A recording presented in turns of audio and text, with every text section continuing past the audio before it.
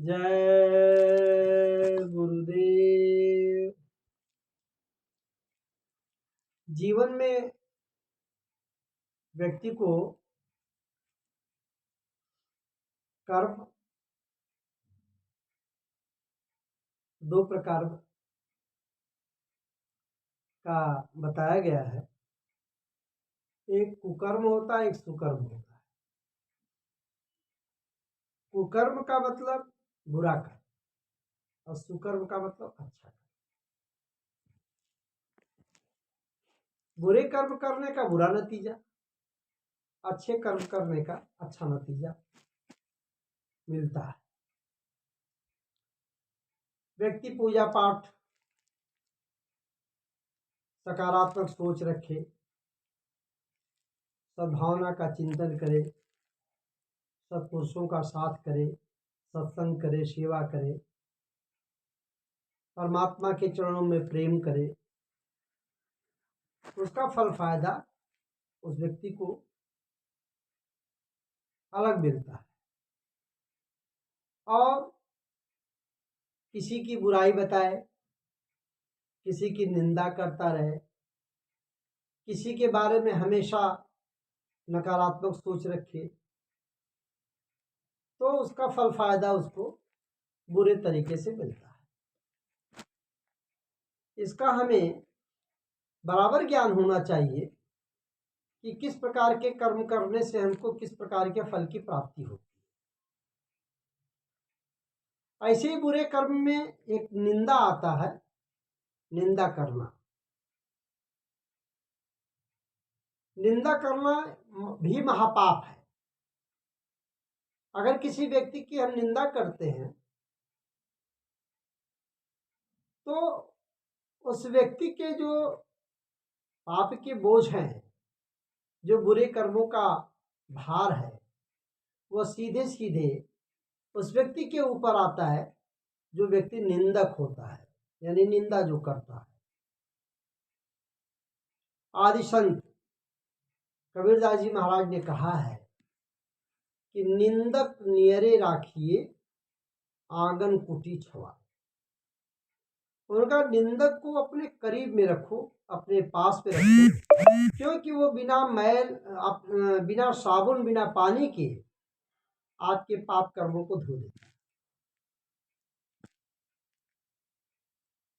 इसमें बहुत विशेष विस्तार में न जा करके हम आप सब लोगों से सिर्फ एक कहानी के माध्यम से, जो बहुत ही प्रेरणाप्रद है, शिक्षाप्रद है, उसके माध्यम से हम आप सब लोगों से शेयर करना चाहते हैं कि निंदा करने का फल क्या होता है। एक राजा था। एक बार वो जंगल में शिकार करने जा रहा था। रास्ते में उसको एक परमात्मा प्राप्ति का महात्मा मिले। हालांकि राजन को ये पता नहीं था ये महात्मा जी परमात्मा की प्राप्ति के कर चुके हैं, परंतु उसने अपने अहंकार गुमान में, अपने राजमद में, अपने मस्खरापन में उस महात्मा के मुंह में घोड़े का गोबर डाल दिया। महात्मा जी कुछ बोले नहीं, चुपचाप सीधे चले गए। राजा दिन भर शिकार किया। शिकार करने के बाद वापस जब लौटा तो उसे अपने कुकर्म पर चिंता हुई, पश्चाताप किया और उसने मंत्री को बुलाया, कुछ ज्योतिषियों को बुलाया। उसने कहा, भाई मैंने एक महात्मा के मुंह में घोड़े का गोबर डाल दिया, अच्छा किया या बुरा किया, इसका फल क्या होगा, आप हमें बताइए।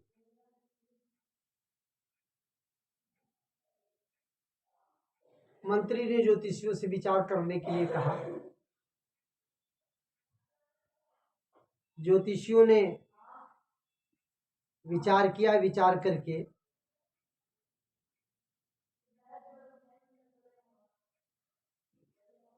देखा तो कहा कि महात्मा के मुंह में जो गोबर आपने डाल दिया है राजन, तो राजन आपको भी एक गोबर का पहाड़ आपको खाने के लिए ऊपर लगा हुआ है। यानी जब आप इस मृतलोक से जाओगे तो आपको गोबर का पहाड़ खाना पड़ेगा। राजा बड़ा ही चिंतित हुआ। उसने ज्योतिषियों से पूछा कि इसको कैसे हटाया जा सकता है, इस बुरे परिणाम को कैसे दूर किया जा सकता है, इसका कोई उपाय बताया जाए। ज्योतिषियों ने कहा कि महाराज, आपके लिए जो गोबर का पहाड़ लगा हुआ खाने के लिए,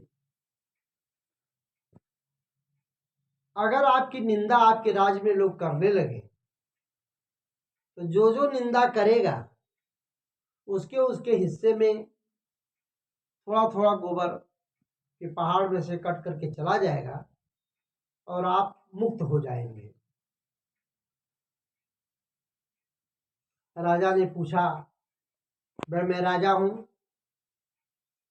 प्रजा मेरी शिकायत नहीं कर सकती है, तो कोई ऐसा सरल उपाय बताइए जिससे राजा होने के बावजूद भी प्रजा मेरी शिकायत करे। ज्योतिषियों ने विचार किया और राजा से कहा कि राजन, आप एक काम करिए कि एक ब्राह्मण की छोटी सी कन्या ले आइए और उसको अपने पास रखिए, उसका पालन पोषण करिए, उसको विद्यादान दिलाइए, उसकी सेवा करिए और राज्य में इस बात का ऐलान कर दीजिए, एक मुनादी करा दिया जाए कि भाई राजा ने एक ब्राह्मण की कन्या को रख लिया है।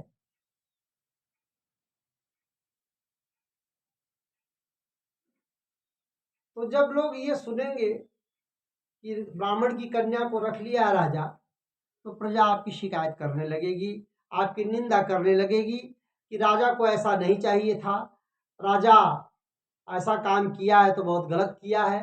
तरह तरह की आपके बारे में लोगों को बुरे विचार आएंगे, तो आपकी निंदा बहुत जोर शोर से होने लगेगी।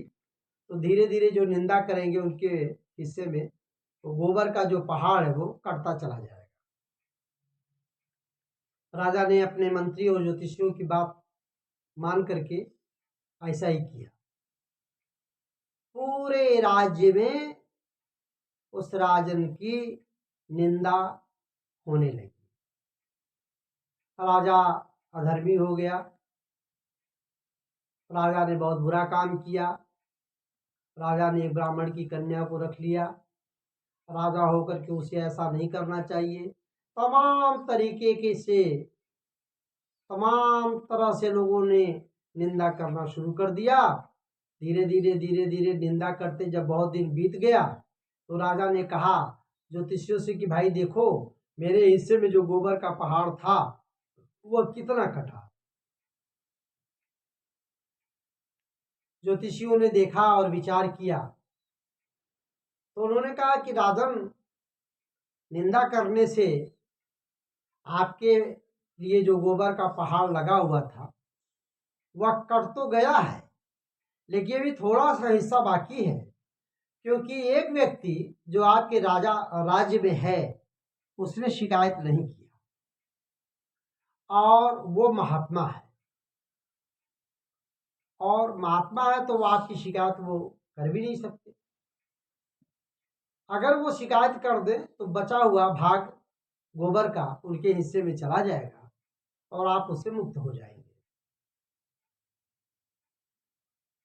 राजा ने पूछा किस तरीके से वो हमारी शिकायत करेंगे।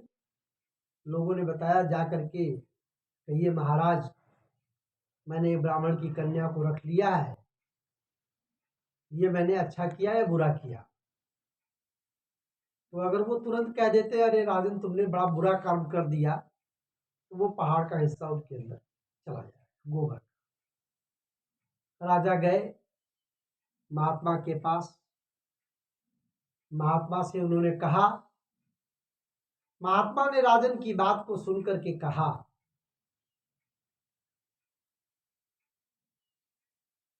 कि राजन, तुमने ब्राह्मण की कन्या को रख लिया, अच्छा किया या बुरा किया तो तुम जानो, लेकिन जो तुम्हारे हिस्से में पहाड़ बचा हुआ, गोबर का भाग बचा हुआ, वो तुम्हें ही खाना पड़ेगा।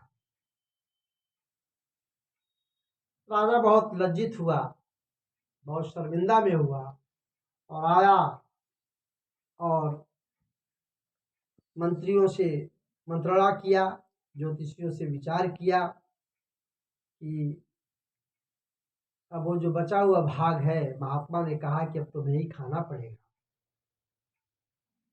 राजा बहुत ही लज्जित हुआ और यह सोच करके वो अपना राजपाट छोड़ करके जंगल में चला गया साधना और तपस्या करने के लिए।